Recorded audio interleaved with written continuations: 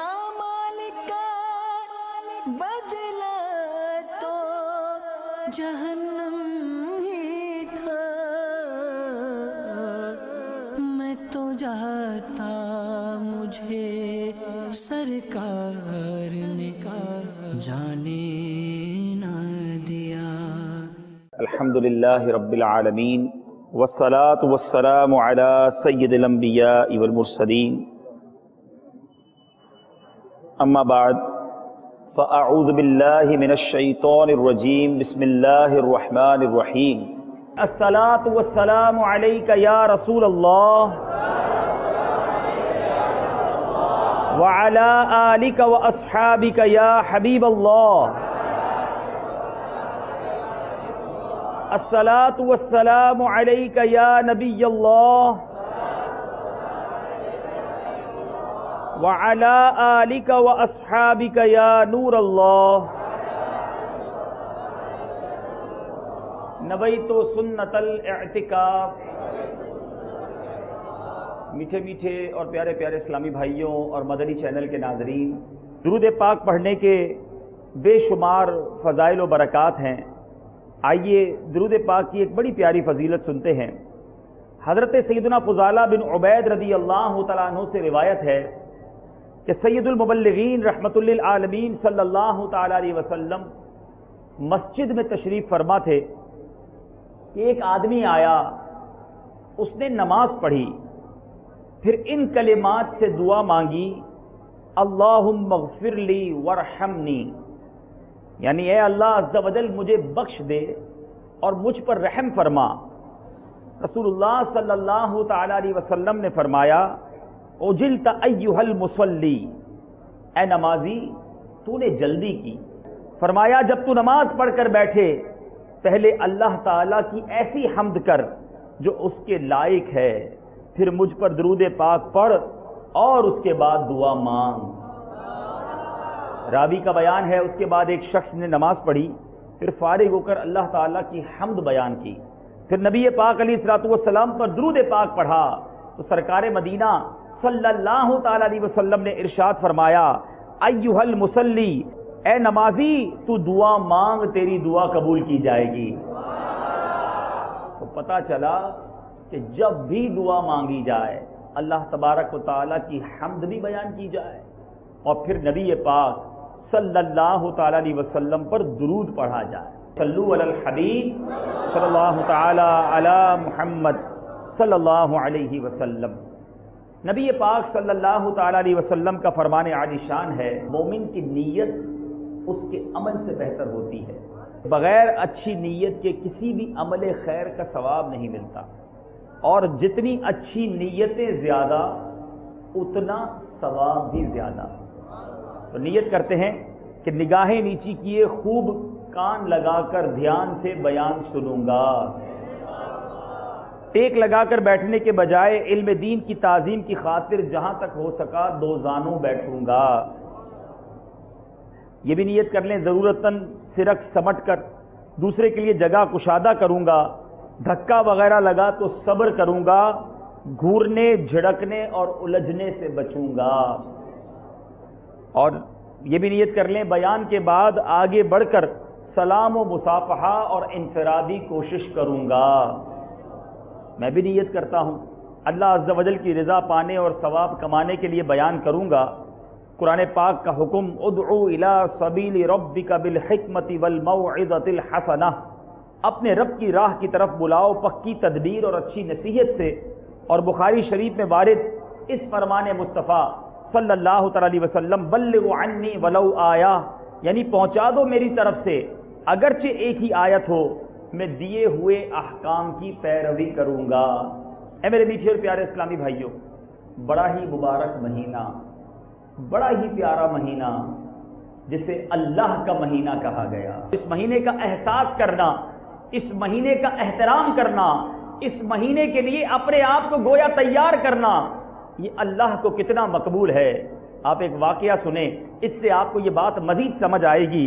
شیخ طریقت امیر اہل سنت بانی دعوت اسلامی حضرت علامہ مولانا ابو بلال محمد الیاس عطار قادری دامت برکاتہ العالیہ، اپنی مایا ناز تصنیف فیضان سنت کے جلد اول صفحہ 1355 پر ایک حکایت نقل فرماتے ہیں۔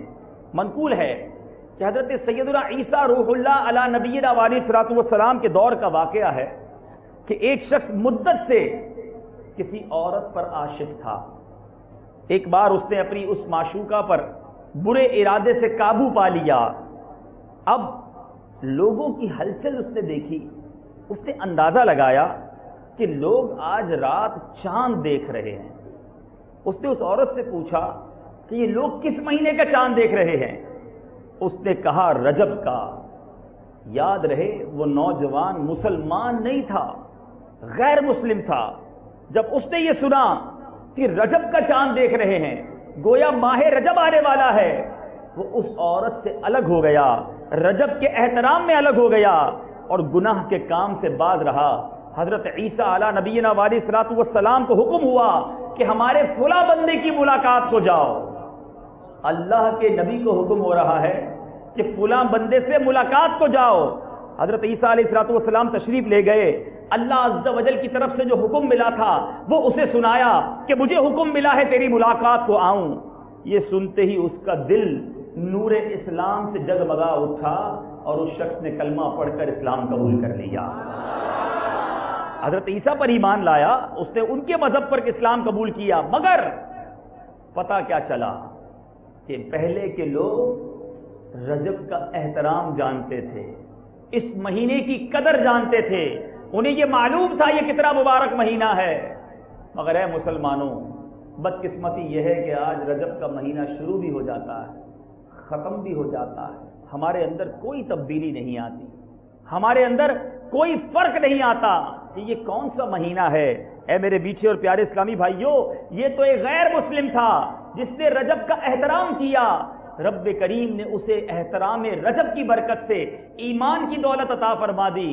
تو جو خود مسلمان ہو رجب کا احترام کرے، خوب نوافل پڑھے، خوب عبادت کرے، خوب توبہ کرے، اللہ کو راضی کرنے والے کام کرے، ذرا سوچو تو صحیح اس کو کتنے انعام ملیں گے، اس کو کتنی برکتیں ملیں گی۔ اے میرے میٹھے اسلامی بھائیوں، اپنے آپ کو تیار کیجئے۔ شیخ طریقت امیر اہل سنت اپنے بڑے ہی پیارے رسالے کفن کی واپسی ماں رجب کی بہاریں میں ارشاد فرماتے ہیں، رجب یہ لفظ ہے نا، رجب یہ دراصل ترجیب سے نکلا ہوا ہے اور اس کے معنی ہے تعظیم کرنا۔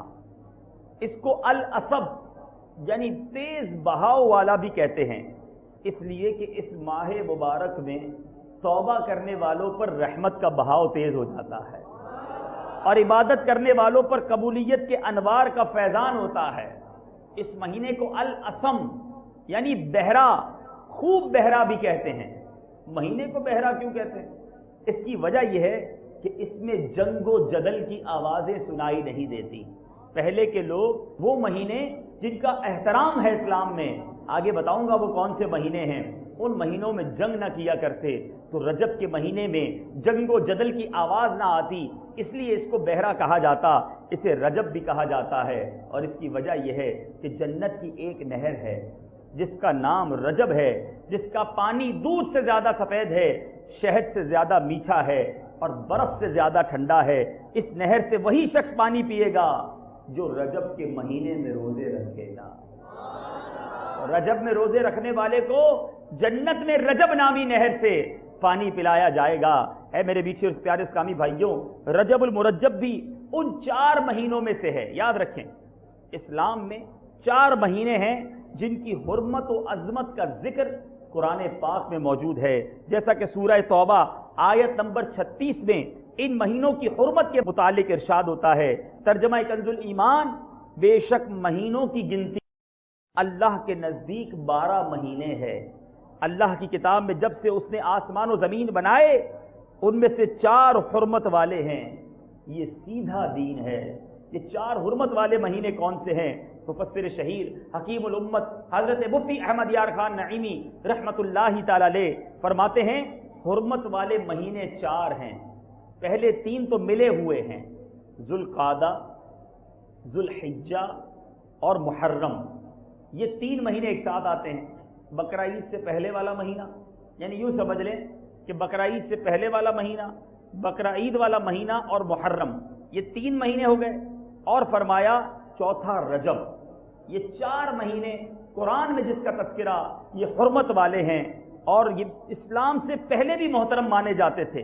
مزید فرماتے ہیں ان کا احترام اب بھی باقی ہے کہ ان میں عبادات کی جائیں، گناہ سے بچا جائے۔ اس سے معلوم ہوا کہ جب تمام مہینے اور دن، تمام جماعتیں درجے برابر نہیں تو پھر انسان آپس میں کیسے برابر ہو سکتے ہیں؟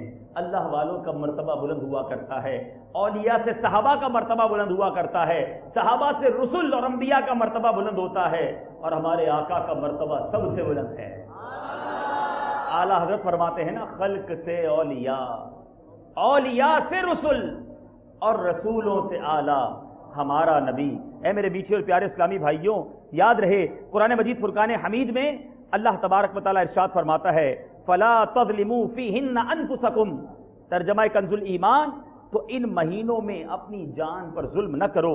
یعنی یہاں یہ بیان کیا گیا کہ ان مہینوں کی عزت اس طرح کرو کہ ان کو قابل احترام اس طرح بناؤ کہ خصوصیت سے ان 4 مہینوں میں گناہ نہ کرو، کہ گناہ کرنا اپنے اوپر ظلم کرنا ہے۔ تو آؤ میرے میٹھے اور پیارے اسلامی بھائیوں، نیت کر لیں کہ اب گناہ نہیں کریں گے، اب عبادت کرنا زیادہ سے زیادہ شروع کر دیجئے۔ اور رجب، چونکہ آپ لوگ یہاں پر کھیتی باڑی کرتے ہیں، آپ کو بڑا اندازہ ہے کہ اگر کسی کو فصل کاٹنی ہے تو اس کو بیج پہلے ڈالنا پڑے گا، پہلے زمین نرم کرنی پڑے گی، پھر بیج ڈالنا ہوگا، اس کے بعد اس پر پانی دینا ہوگا، اس کے بعد اس کا خیال رکھنا ہوگا کیڑا نہ لگ جائے، اور پھر ٹائم پر، وقت پر فصل بھی کاٹنا ہوگا۔ کوئی ایسا کسان موجود ہے یہاں پر جو بغیر بیج ڈالے فصل اگا لیتا ہو؟ ایسا کوئی بھی نہیں ہوگا۔ بغیر بیج کے فصل کیسے اگے گی؟ اچھا بیج ڈالیں چاول کا اور تمنا کریں گندم اگ جائے، پھر بھی نہیں ہوگا۔ لوگ کیا کہیں گے؟ جو بیج ڈالو گے ویسی فصل کاٹو، ٹھیک ہے نا؟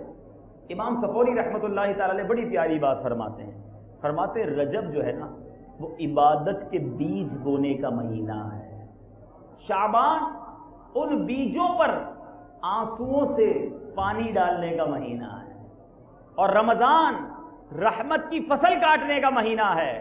اب وہ شخص سوچے جو رجب میں بیج نہ ڈالے، شعبان میں آنسوؤں سے پانی نہ ڈالے، وہ رمضان میں رحمت کی فصل کیسے کاٹے گا؟ تو اگر واقعی رحمت کی فصل کاٹنی ہے تو رجب سے تیاری کرنی ہوگی، ماہ رجب سے عبادت کا بیج ڈالنا ہوگا۔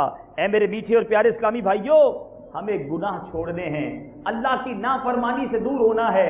آج حال یہ ہے، چونکہ پچھلے کئی دنوں سے ہم سندھ اور پھر بلوچستان کے شہروں میں چل رہے ہیں، یہ دیکھ کر بڑا افسوس ہوتا ہے کہ یہاں کا نوجوان بہت تیزی کے ساتھ اسلام سے دور ہوتا جا رہا ہے۔ آج یہاں کے رہنے والوں کو نماز پڑھنا بھی نہیں آتی، گاؤں گوٹھ میں جائیں کلمہ تک پڑھنا نہیں آتا، نماز جنازہ پڑھنا نہیں آتی، مسجدیں ویران ہیں۔ مجھے بتایا گیا کہ کئی ایسے چھوٹے چھوٹے گاؤں بھی ہیں جہاں مسجد ہی نہیں ہے، یعنی مسجد اس لیے نہیں ہے کہ نماز پڑھنے کا شوق ہی نہیں ہے۔ آپ ذرا سوچئے کہ اس طرح کی زندگی کیسی زندگی ہے؟ مسلمان کہلانے والے نہ نماز پڑھیں، نہ رب کو یاد کریں، نہ عبادت کریں، ساری زندگی اسی طرح جانوروں کی طرح گزر جائے۔ پھر تو جانور اور انسان میں کوئی فرق نہ رہا نا۔ جانور بھی صبح اٹھتا ہے، گھومتا پھرتا رہتا ہے، کھانا کھاتا ہے، رات آ کر سو جاتا ہے، اور اگر انسان بھی یہی کرے کہ صبح سے شام تک کام کاج کرے اور رات آ کر سو جائے تو انسان اور جانور میں فرق کیا رہا؟ ارے انسان تو رب کو یاد کرتا ہے، 5 وقت نماز پڑھتا ہے، اللہ کی اطاعت کرتا ہے، مگر افسوس یہ ہے کہ ان لٹریٹ علاقوں میں، گاؤں گوٹھوں کے اندر بھی جہاں علم نہیں ہے، دین کی باتیں کم پہنچی ہیں، مگر برائیاں وہاں بھی پہنچ گئی ہیں، فلمیں ڈرامے وہاں بھی دیکھے جا رہے ہیں۔ پہلے تو ایک زمانہ تھا، ایک ٹی وی تھا، اس کو لوگ دیکھتے تھے، اپنی مرضی نہیں چلتی تھی، جو ٹی وی پر آتا وہی دیکھنا پڑتا۔ اب اس کو اور برائی کی طرف لے کر گیا VCR، کہ لوگ اپنی مرضی سے فلمیں لانے لگے، وہ دیکھنے لگے، اور اب جناب موبائل فون نے آ کر، میموری کارڈ نے آ کر اب تمام چیزوں سے جان چھڑا دی ہے۔ اب ہر بندے کے ہاتھ میں گویا ٹی وی اور وی سی آر آ گیا، ہر بندے کے ہاتھ میں پورا سنیما گھر آ گیا۔ آج ہمارے ہاتھوں میں، ہمارے موبائل فون میں کیا کچھ نہیں لوگ بھرتے، اور کس طرح دن اور رات گزارتے ہیں، نوجوان اپنی جوانی کو برباد کرتے ہیں۔ میرے میٹھے اسلامی بھائیوں، ہم سب نے دنیا سے جانا ہے۔ آج دوپہر کو ہم ایک صاحب کے یہاں فاتحہ کرنے گئے، بڑی شخصیت ہے آپ کے علاقے کی، بتایا گیا 45 سال عمر، بالکل فٹ آدمی، اور اچانک پتا چلا کہ ان کا انتقال ہو گیا۔ چلتے چلتے ہارٹ فیل ہوا، بتاتے کوئی بیماری نہیں تھی، اور چند منٹوں میں دنیا سے چلے گئے۔ اے میرے پیچھے اسلامی بھائیوں، اس طرح کے واقعات ہمارے ساتھ شب و روز ہوتے ہیں۔ ہمارے ساتھ کوئی ہوتا ہے اور اچانک پتا چلتا ہے ارے اس کا انتقال ہو گیا، یاد ہے کل ہم ساتھ بیٹھے تھے، ارے ہم نے ساتھ چائے پی تھی، اچانک موت ہو گئی اور قبر میں چلا گیا۔ مگر میں اور آپ یہ کیوں نہیں سوچتے کہ اگر آج میں بالکل ہٹا گٹا لوگوں کے درمیان ہوں، آج رات میں بھی قبر میں جا سکتا ہوں، مگر کوئی تیاری ہے اس قبر کی؟ اے میرے پیچھے اور پیارے اسلامی بھائیوں، خدا را اپنے اعمال پر نظر کیجئے۔ یہ بے عملی کی، یہ غفلت والی زندگی اچھی نہیں ہے۔ احساس کیجئے ہم مسلمان ہیں، ہمارا یہ ایمان ہے کہ ہم نے مرنا ہے، اور مرنے کے بعد منکر نکیرین کے سوالات کا جواب دینا ہے۔ ایسا نہیں ہے کہ مرنے کے بعد بلوچستان والوں سے سوال ہی نہیں ہوگا، کیونکہ یہاں کے لوگ یہ کہہ کے جان چھڑا لیں گے کہ مولا ہم تو یہاں کھیتی باڑی کرتے تھے، ہمیں پڑھانے والا کوئی نہ تھا، ہمارے پاس ٹائم نہیں تھا۔ نہیں میرے بلوچستان کے اسلامی بھائیوں، کوئی بلوچستان میں مرے، سندھ میں مرے، پنجاب میں مرے، ارے امریکہ میں مرے یا یورپ میں مرے، قبروں میں جا کر انہیں سوالات کے جوابات دینے ہوں گے، اور 3 سوال ہوں گے۔ پہلا سوال مر ربک، تیرا رب کون ہے؟ ما دینک، تیرا دین کیا ہے؟ اور پھر ایک بڑا پیارا چہرہ دکھایا جائے گا، اور اس چہرے کو دکھا کر پوچھا جائے گا ما کنت تقول فی حق ھذا الرجل، بتا اس مبارک ہستی کے بارے میں دنیا میں کیا کہا کرتا تھا۔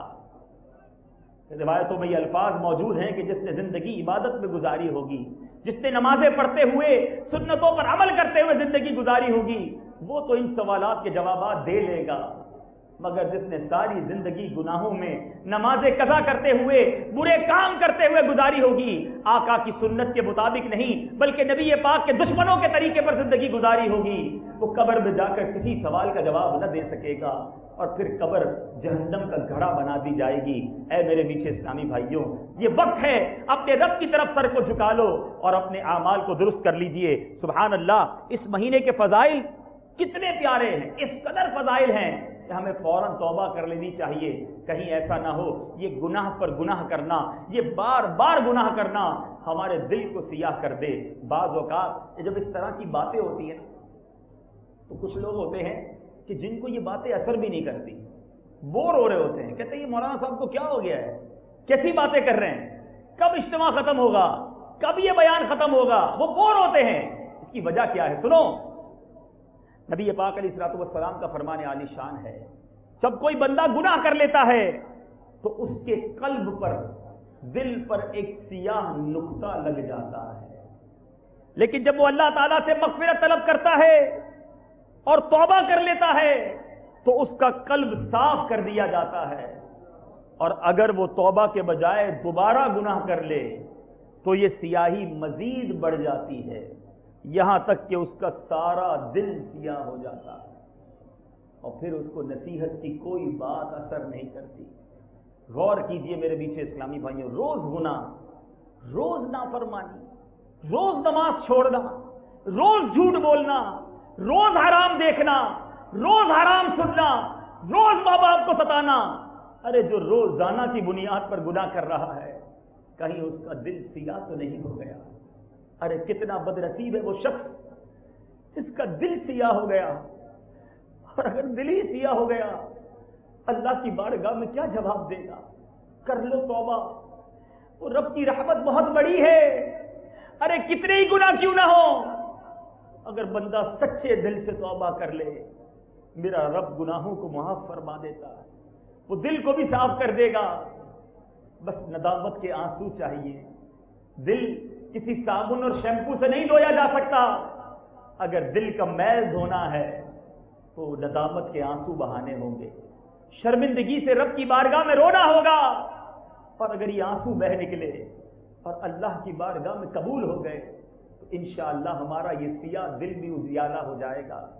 حدیث پاک میں آتا ہے نا، التائب من الذنب کمن لا ذنب له، گناہوں سے توبہ کرنے والا ایسا ہے جیسا اس نے گناہ کیا ہی نہیں ہے۔ دیکھو تو صحیح رب کی رحمت، توبہ کر لے پھر ایسا ہے گناہ کیا ہی نہیں۔ اللہ کی رحمت دیکھو، دنیا میں ہم کسی بندے کو ستائیں، کسی کو ناراض کریں اور پھر اس سے معافی مانگیں، وہ ایک بار معاف کر دے گا، دوبارہ غلطی کریں دوبارہ معافی مانگیں شاید دوسری بار معاف کر دے گا، مگر اب تیسری بار کریں تو کہے گا اب معاف نہیں کروں، تو بار بار غلطی کرتا ہے، اب تجھے معاف نہیں کروں گا۔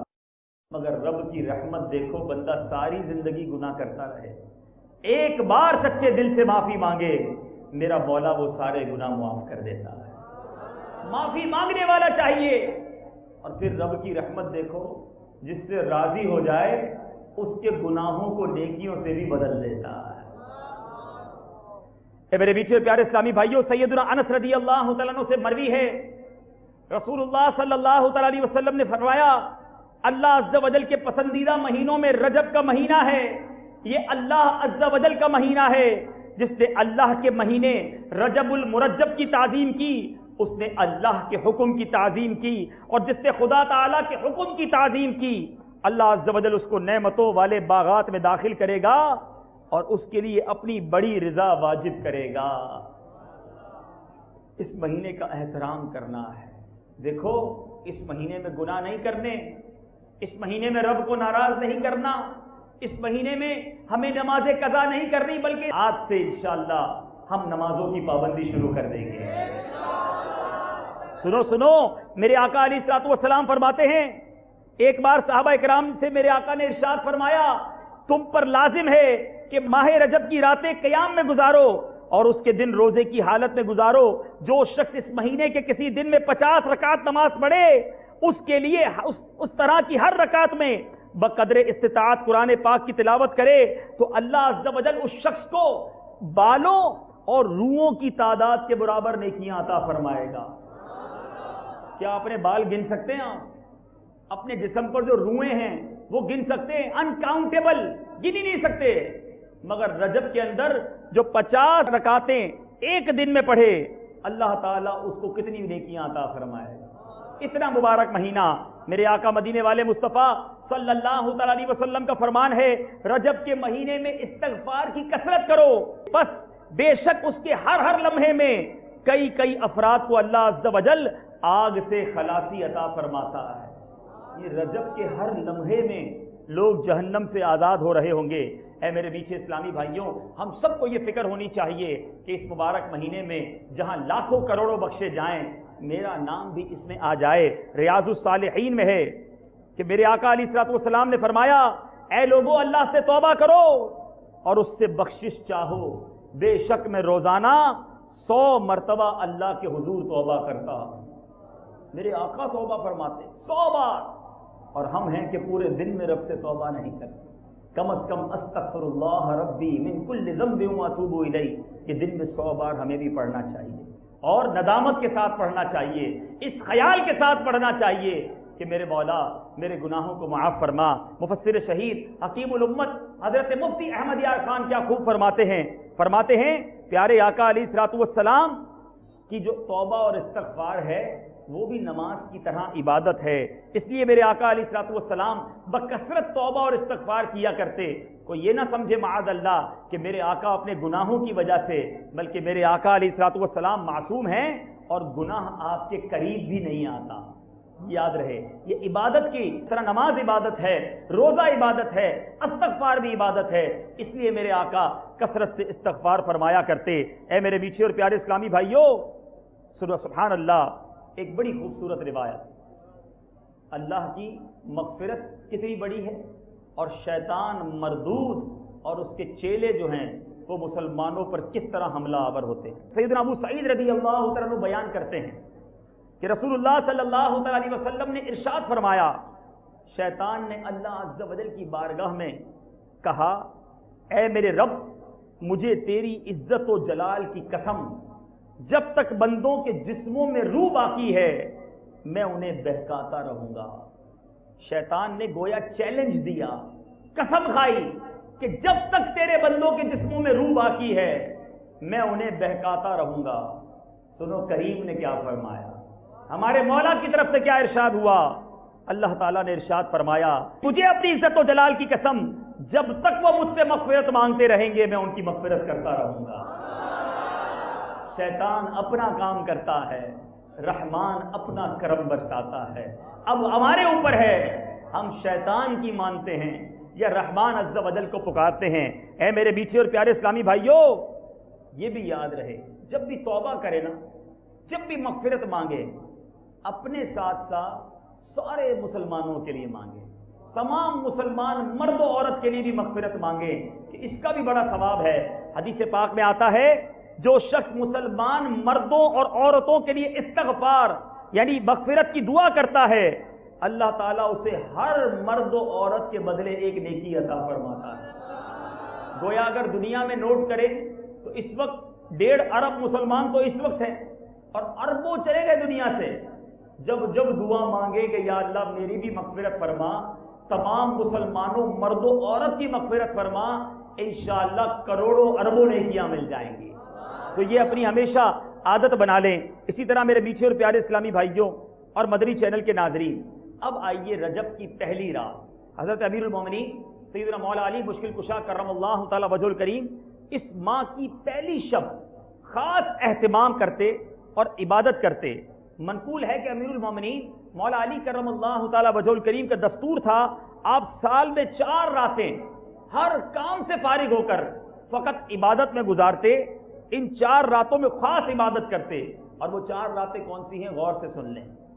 پہلی رات ماہ رجب کی پہلی رات، دوسری عید الفطر کی رات، صبح عید الفطر ہو چاند رات جس کو ہم کہتے ہیں، تیسری عید الاضحیٰ کی رات، صبح بقرعید ہو اور وہ والی رات، اور چوتھی 15 شعبان کی رات۔ یہ 4 بڑی خاص راتیں ہیں، اس میں خاص عبادت کرنی چاہیے۔ اور حضرت سیدنا خالد بن معدان رضی اللہ تعالیٰ عنہ فرماتے ہیں سال میں 5 راتیں ایسی ہیں جو ان کی تصدیق کرتے ہوئے بنیت ثواب ان کو عبادت میں گزارے گا اللہ تعالیٰ اسے داخل جنت فرمائے گا۔ اب ان 5 میں سے ایک رات رجب کی پہلی رات بھی ہے، اور اس مہینے میں ایک اور رات بڑی پیاری ہے، جی ہاں، اور وہ کون سی رات ہے؟ 27ویں رجب۔ سبحان اللہ، میرے آقا کو معراج نصیب ہوئی، وہ سرورے کشورے رسالت جو عرش پر جلوہ گر ہوئے تھے، نئے نرالے طرب کے سامان عرب کے مہمان کے لیے تھے۔ اس دن شاہ دولہ بنا، آج کی رات ہے 27ویں رجب بھی اس مہینے میں ہے۔ وہ مبارک معجزہ میرے آقا کو جو عطا ہوا وہ بھی معراج کی شب جو ہے وہ رجب ہی میں 27ویں شب ہے۔ اور سبحان اللہ میرے آقا فرماتے ہیں 27ویں رجب کو مجھے نبوت عطا ہوئی، جو اس دن کا روزہ رکھے اور افطار کے وقت دعا کرے 10 برس کے گناہوں کا کفارہ ہو۔ تو ابھی سے نیت کر لیتے کہ 27 رجب کا روزہ بھی رکھیں گے۔ اب ہو سکتا ہے کسی کے ذہن میں خیال آئے گرمی کے دن ہیں اور روزے کیسے رکھیں گے؟ میرے میٹھے اسلامی بھائیوں، دیکھیں گرمی کے روزوں کی تو کیا بات ہے، سردی میں تو روزہ رکھنا آسان ہے نا۔ حضرت ابراہیم بن ادم رحمۃ اللہ تعالی کا قول ہے افضل الاعمال احمزها، افضل عمل وہ ہے جو زیادہ مشکل ہے۔ سردی میں وضو کرنا مشکل ہو جاتا ہے نا، ٹھنڈا پانی، اب یہ مشکل ہے، اس کا ثواب زیادہ ہے۔ گرمی میں روزہ رکھنا مشکل ہے، تو اب گرمی میں جو روزہ رکھے گا اس کا انشاءاللہ ثواب زیادہ ہوگا۔ ہمیشہ یاد رکھیں کسی بھی نیکی کو تکلیف کی وجہ سے نہ چھوڑا کریں۔ ایک بزرگ کا بڑا پیارا قول ہے، اگر اس کو یاد کر لینا بہت سارے مسئلے حل ہو جائیں گے۔ بزرگ فرماتے ہیں کبھی بھی مشقت کی وجہ سے نیکی نہ چھوڑو، کیونکہ مشقت یعنی تکلیف ختم ہو جائے گی، اس کا اجر باقی رہ جائے گا۔ بعض اوقات اب جیسے بھی یہ اجتماع میں آنا ہوا، بعض اسلامی بھائیوں کا دل نہیں چاہ رہا ہوگا یار کون جائے، چلو نہ بیٹھے گپے مارتے ہیں، دوستوں کے ساتھ بیٹھتے ہیں، آرام کرتے ہیں، مشقت ہوئی، یہاں بیٹھے ابھی بھی مشقت ہو رہی ہے، گرمی لگ رہی ہوگی، مگر تھوڑی دیر کے بعد یہ مشقت ختم ہو جائے گی، مگر اللہ کی رحمت سے امید ہے اس کا ثواب باقی رہ جائے گا۔ فجر کے لیے اٹھنا، بستر چھوڑنا بڑا مشکل لگتا ہے، مگر جو فجر پڑھ لیتا ہے، وضو کر لیتا ہے، مشقت ختم ہو جاتی ہے، مگر وہ تکلیف ختم ہو گئی، اس کا اجر باقی رہے۔ روزہ رکھنا بڑا تکلیف دہ لگتا ہے، مگر افطار کرو کیسی راحت ملتی ہے، کتنا اچھا لگتا ہے پانی۔ اس دن افطار کے وقت جو پانی کی قدر ہوتی ہے نا، کہ کتنی بڑی رب کی نعمت ہے، یہ ٹھنڈا پانی ایسا لگتا ہے گویا جان مل گئی، مشقت ختم، مگر وہ دن جو آپ نے روزے میں گزارا اس کا ثواب باقی رہ گیا۔ تو جب بھی نیکی کرتے وقت تکلیف کا خیال آئے، ڈیفیکلٹی کا خیال آئے، تو کر گزرو کہ ڈیفیکلٹی، تکلیف، مشقت تھوڑی دیر کی ہے، مگر اس کا ثواب میرے رب کی بارگاہ میں جمع ہو جائے گا۔ اور وہ بزرگ دوسری بات بڑی پیاری فرماتے ہیں کبھی بھی مزے کے لیے گناہ نہ کرو، کیونکہ مزہ جو ہے نا وہ تھوڑی دیر میں ختم ہو جائے گا، مگر اس کا عذاب باقی رہ جائے گا۔ جو فلم دیکھتا ہے، تھوڑی دیر کا مزہ ہے نا، مزہ ختم، اب اس کا حساب باقی ہے۔ شراب پینے والا سوچے کہ شراب تھوڑی دیر کے لیے پیتا ہے، گندی بدبودار شراب، چلو تمہیں تھوڑی دیر کا اگر لطف بھی آتا ہے تو وہ تھوڑی دیر کا مزہ ختم ہو جائے گا، مگر جہنم کا نہ ختم ہونے والا عذاب، اس کا جواب باقی ہے۔ اپنے دوستوں کے ساتھ بری باتیں کرنے والا سوچے، لڑکیوں اور عورتوں کے ساتھ دوستیاں لگانے والا سوچے، انٹرنیٹ پر برے برے مناظر دیکھنے والا سوچے، کان میں ہیڈ فون لگا کر میوزک سننے والا سوچے، جوئے کے اڈے پہ بیٹھ کر جوا کھیلنے والا سوچے، ان چائے کے ہوٹلوں پہ بیٹھ کر فلمیں اور ڈرامے دیکھنے والا سوچے، یہ تھوڑی دیر میں تمہارا مزہ ختم ہو جائے گا، مگر یہ مزے کو تو ختم ہو جانا ہے، اللہ کی بارگاہ میں جواب دینا باقی رہ گیا۔ کیسے جواب دو گے؟ تھوڑی دیر کے مزے کے لیے گناہ نہ کرو، صبر کر لو، اپنے آپ پر قابو پالو، جو اللہ کو راضی کر کے دنیا سے جائے گا۔ کیوں تھوڑی دیر کے مزے کے پیچھے جاتے ہو؟ ارے جنت رب نے اپنے بندوں کے لیے تیار کر رکھی ہے، جس کا مزہ ختم ہونے والا نہیں ہے، جس کی کوئی ایکسپائری ڈیٹ نہیں ہے۔ دنیا میں 50 60 70 سال رہو گے، تھوڑی صبر کے ساتھ گزار لو، کیونکہ جنت میں چلے گئے تو پھر اس میں ہمیشہ ہمیشہ رہنا ہے، نہ اس میں موت ہے، نہ اس میں بڑھاپا ہے۔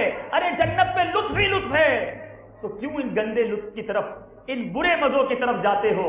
تو اے میرے بیچے اسلامی بھائیوں، چاہے رجب ہو، چاہے شعبان ہو، بلکہ اس بار اور اگلے کئی سالوں تک رمضان گرمیوں میں آنا ہے، دیکھو روزے مت چھوڑنا، رب کی نافرمانی کی طرف بچ جانا، تھوڑی تکلیف ہونی ہے، آج یہ پیاس برداشت کر لو، انشاءاللہ دنیا کی گرمی برداشت کرنے کی برکت سے اللہ کی رحمت سے امید ہے جہنم کی گرمی سے نجات مل جائے گی، محشر کی پیاس سے نجات مل جائے گی۔ سنو، جو نفلی روزے رکھتا ہے انہیں میرے رب کی طرف سے کیسی کیسی عطائیں ملتی ہیں۔ چنانچہ حضرت سیدنا ابو قلابہ رضی اللہ تعالیٰ عنہ فرماتے ہیں، رجب کے روزہ داروں کے لیے جنت میں ایک محل ہے۔ اے دنیا میں محل کی تمنا رکھنے والوں، رجب میں روزے رکھ لو، جنت میں محل تمہارا مقدر بن جائے گا۔ اسی طرح میرے آقا علیہ الصلوۃ والسلام کا ارشاد ہے، جس نے رجب کا ایک روزہ رکھا وہ 1 سال کے روزوں کی طرح ہوگا، جس نے 7 روزے رکھے اس پر جہنم کے 7 دروازے بند کر دیے جائیں گے، جس نے 8 روزے رکھے اس کے لیے جنت کے 8 دروازے کھول دیے جائیں گے، جس نے 10 روزے رکھے اللہ عز و جل سے جو کچھ مانگے گا اللہ عز و جل عطا فرمائے گا، جس نے 15 روزے رکھے تو آسمان سے ایک منادی ندا کرنے والا اعلان کرتا ہے، تیرے پچھلے گناہ بخش دیے گئے، پس تو اثر نو عمل شروع کر، تیری برائیاں نیکیوں سے بدل دی گئیں، اور جو زائد کرے گا اسے اور زیادہ اجر دے گا۔ جن کے لیے ممکن ہو کم از کم رجب میں 15 روزے ہی رکھ لیں، کیا بات ہے مدینے کی، ورنہ کم از کم 7 روزے 8 روزے 10 روزے آپ نے فضیلتیں سن لی۔ اور میرے پیچھے اسلامی بھائیوں، روزہ دار اللہ کو کتنا پسند آتا ہے۔ حضرت سیدنا انس رضی اللہ تعالیٰ عنہ سے مروی ہے، قیامت کے روزے دار قبروں سے نکلیں گے تو وہ روزے کی بو سے پہچانے جائیں گے، ان کے لیے دسترخوان اور پانی کے کوزے رکھے جائیں گے جن پر مشک سے مہر ہوگی، انہیں کہا جائے گا کھاؤ. سنو, قیامت کے دن ان سے کیا کہا جائے گا؟ کھاؤ, کل تم بھوکے تھے. پیو, کل تم پیاسے تھے. آرام کرو, کل تم تھکے ہوئے تھے. بس وہ کھائیں گے, پیئیں گے, آرام کریں گے, حالانکہ لوگ اس دن مشقت میں اور تکلیف میں مبتلا ہوں گے. سوچو میرے پیچھے اسلامی بھائی, یا تو دنیا میں آرام کر لو, دنیا میں مزے اڑا لو, یا دنیا میں اللہ کو ناراض کرنے والے کام کر لو, یا دنیا میں تھوڑی مشقت, روزے رکھ کر, عبادت کر کے, نمازیں پڑھ کے. سبحان اللہ, مبارک ہے ان اسلامی بھائیوں کو جو مدنی قافلوں میں سفر کرتے ہیں. تھکن بھی لگتی ہے, کبھی کبھی پیاس بھی لگتی ہے, بھوک بھی لگتی ہے, انسان تھک جاتا ہے, مگر یہاں تھکنا اچھا ہے. جب دین کی خدمت کے لیے تھکو گے, انشاءاللہ قیامت میں کہا جائے گا آرام کر لو, وہاں تم تھکے ہوئے تھے. کھانا کھا لو, تم وہاں بھوکے تھے. پانی پی لو, تم وہاں پیاسے تھے. مبارک ہوں مبلغین کو جو شہر شہر, گاؤں گاؤں, ملک ملک سفر کرتے ہیں اور نہ اپنی تھکن, نہ اپنے آرام, نہ اپنے معاملات کو دیکھتے ہیں. اللہ تعالیٰ آپ سب کا یہ سفر کرنا قبول فرمائے اور ہم سب کو بھی سنتوں کی خدمت کے لیے سفر کرنا نصیب فرمائے اور خوب اپنی عبادتیں کرنے کی توفیق عطا فرمائے. اے میرے میٹھے اور پیارے اسلامی بھائیوں, ہمیں چاہیے کہ ہم رجب میں خوب روزے رکھیں. اور یہاں میں ایک بات آخر میں عرض کرنا چاہوں گا. ہم نے سنا اسلام سے پہلے بھی لوگ رجب کے مہینے میں لڑائیاں نہیں کرتے تھے. کیا میرے میٹھے اسلامی بھائیوں, ہم مسلمان ہیں, نبی پاک علیہ الصلوۃ والسلام کی امتی ہیں. میں آپ سب سے گزارش کروں گا کہ خدارا اس مہینے میں اپنے مسلمان بھائیوں سے دوستی کر لیجیے. مجھے ایک واقعہ یاد آیا. ایک شخص بڑا گناہ گار تھا, اس کا انتقال ہو گیا. مرنے کے بعد کسی دوست نے اسے خواب میں دیکھا اور پوچھا کہ تمہارے ساتھ کیا معاملہ ہوا؟ وہ کہتا ہے میری مغفرت ہو گئی. تو تو بڑا گناہ گار تھا, تجھے کیسے بخش دیا گیا؟ کہا گناہ گار تو تھا, مگر ایک بار میری بیوی نے کھانا بنایا, اس کھانے میں نمک بڑا زیادہ ڈال دیا. مجھے بڑا غصہ آیا کہ اپنی بیوی کو سزا دوں. یہاں بھی ہو سکتا ہے ایسے میرے ببر شیر بیٹھے ہوں گے جو گھر میں کبھی کھانا غلط پک جائے تو وہی برتن اٹھا کر بیوی کو مار دیتے ہیں, گالیاں نکالتے ہیں. کیا وہ اللہ کی بندی نہیں ہے؟ کیا اس سے غلطی نہیں ہو سکتی؟ کیا اس کی طبیعت خراب نہیں ہو سکتی؟ اے اپنی گھر والوں پر ظلم کرنے والوں, تو سنو. وہ گناہ گار شخص کہتا ہے میں نے سوچا آج میری بیوی نے ایک غلطی کی ہے, میں سزا دینے کے لیے نکل گیا. میں تو روز اپنے رب کی بارگاہ میں غلطی کرتا ہوں, وہ تو مجھے سزا نہیں دیتا. کہتا میں نے کچھ نہیں کہا, بس چپ چاپ کھانا کھا لیا. مرنے کے بعد مجھے بتایا گیا اس روز جو تم نے میری بندی کو معاف کیا تھا, حالانکہ تم بندے ہو اور میری بندی کو معاف کیا, میں تو سب سے بڑا معاف کرنے والا ہوں. جا, میں نے تیرے سارے گناہ معاف کر دیے. معاف کرو گے تو معافی ملے گی نا. جو معافی نہیں کرتا, نہیں میں نہیں چھوڑوں گا, میں بدلہ لے کر رہوں گا, میں اس کا منہ نہیں دیکھوں گا, جب موقع ملا برباد کر دوں گا.